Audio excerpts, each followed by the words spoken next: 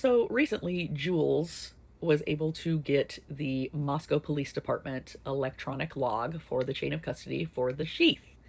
And instead of helping people realize that there is no chain of custody issue, it's being misinterpreted by several as an example of how there was gaps in the chain of custody, and therefore Turvey was correct. But that's actually not what it shows.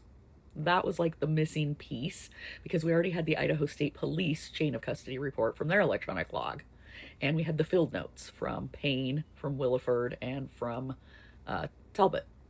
So the last piece needed to verify chain of custody was from Moscow Police Department. So you would think it would put an end to all this nonsense, but unfortunately it's not. So let's go over everything. So hopefully it will help you understand that there's not an issue. So let's start with the newest document, the one that Jules got the other day, and that's the Moscow Police Department electronic log.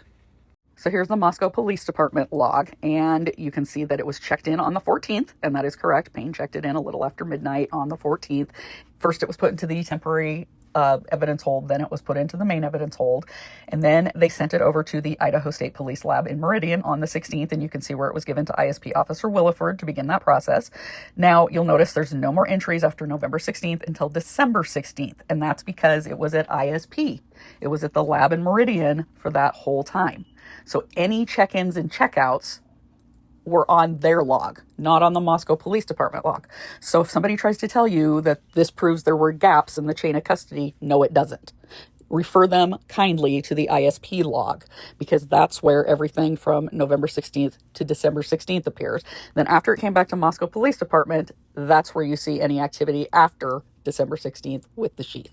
And here's the ISP electronic record, and that came out last fall. So we've had this for a while, and this shows everything that took place between November 16th and December 16th when it was sent back to the Moscow Police Department evidence lockup. Now, here's the sticker that's been causing so much controversy. First of all, both agencies use an electronic barcode system. That is complete and thorough. It's not just where the item is located. It's also who checked it in and out. And then in their records, they can further tunnel into where it went. So was it being sent for fingerprinting? Was it being sent for DNA extraction, etc.? But the sticker was put on here by Idaho State Police, and I'm just showing the first part of it. And this sticker was to denote whenever it traveled. So this was from the scene. So Talbot at the scene to Payne, Payne sending it to the MPD lockup, then MPD sending it with Williford, then Williford to Turrentine, and then finally to the ISP lab. And then if we look at this next part of the upper sticker, when the ISP lab sent it back to Moscow.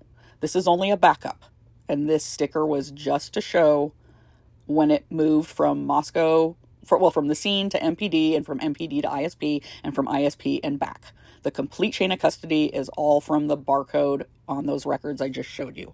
It is not falsification of records. It's not a fabrication to fill out the sticker after the fact. As long as they're using those electronic logs and the field reports, they can fill it out after the fact. So, as I said, in addition to the electronic log, then they can use the field notes, and here's examples of those field notes. This was Brett Payne talking about how he took it from the scene and checked it into the evidence lockup. And then here is Williford's field notes when he talked about how he took it from MPD to the ISP, the Idaho State Patrol shed in New Meadows, gave it to Turrentine. And then here is also Talbot's field notes when he talks about collecting the evidence at the house and giving it to Payne. So there you have it. There was not a chain of custody issue. Both MPD and ISP use complete electronic systems. They put that barcode on there. They scan it in and out. It's more than just where it's located. It tells you who checked it in and out, and they have a record of what was being done with it. And the sticker is just a fallback. It's just on there as a backup, and it can be filled out at any time by even one person, as long as they're referring to the electronic log and the field notes. So Turvey did much ado about nothing. He really thought he had something, only to be blown off by Ann Taylor because she knew there wasn't a chain of custody issue, and he got his ego bruised, in my opinion. So he's tried to make this into a big deal where one doesn't exist.